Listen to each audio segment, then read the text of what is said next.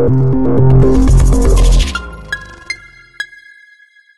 Marc Forster film World War Z, which starred Brad Pitt, made an impressive $540 million at the worldwide box office. So it comes as no surprise that a sequel has been in development. Now it looks like The Impossible and The Orphanage Helmer Juan Bayona has been locked in to direct the sequel. Roth, buy or sell Bayona directing the World War Z sequel? This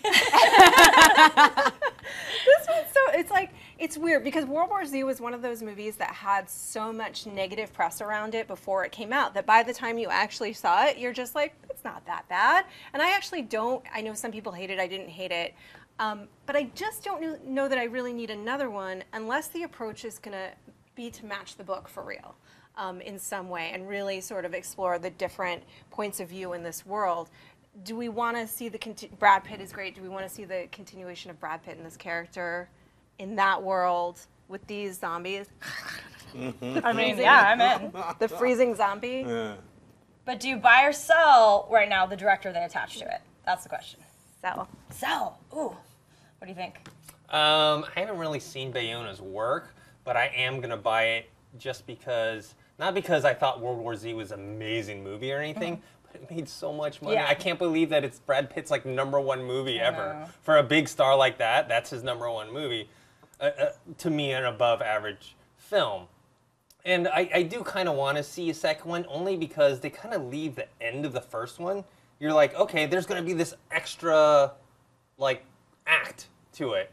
And then they end it. And you're like, what's going on? So I'll see it.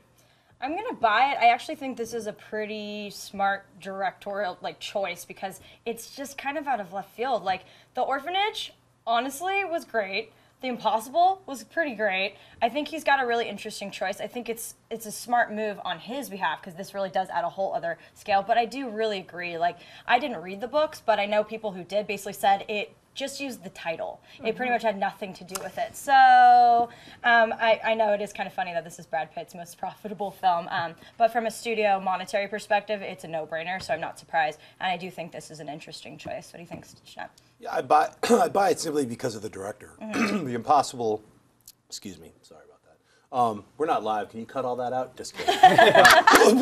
Just vomit on this. Yeah, he's a great director, and I think he's far more suited to make, I mean, the thing I didn't like about World War Z is right there. The swirling zombie tornado. God. I hated that part of it. Zombie tornado. And also that it pussied out, it was PG-13. Sorry, it was like, come on, really?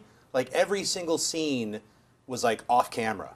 When like a zombie was getting killed, you just heard, oh, you never saw anything. It's sort of like, to me as a horror fan, I don't like that. I'm like, look, don't make a zombie movie me the unless, death. yeah, I mean, anyway. But also don't make a zombie movie unless it's going to be look, zombies are there to represent something. They are there to sort of they're there to even warm bodies. They sort of represented warm bodies. So did I, and they represented the technological disconnect that we all have.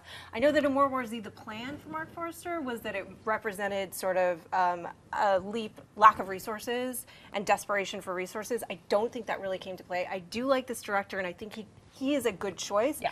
I just think unless you're really going to do something with this world, if all we're going to see is more of the same, why do we need a World War Z? And what is it going to be called? World War Z's? Yeah. World War Z squared. But I could be wrong. He could really bring out the essence of the book. I think he'll probably bring out more of the book, which is like little separate mini stories. And also, I mean, Marc Forster kind of got screwed around. The whole movie kind of we all know about the horrible ending's totally like a different. 45-minute chunk of a thing that we'll never see because he's like, I don't ever want to release it. But they, Matthew Fox was in it. And said he's just in a scene really quickly. Get on the helicopter. What? He's gone.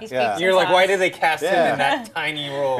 If you like this video, be sure to give it a thumbs up and don't forget to subscribe to AMC Movie News on YouTube.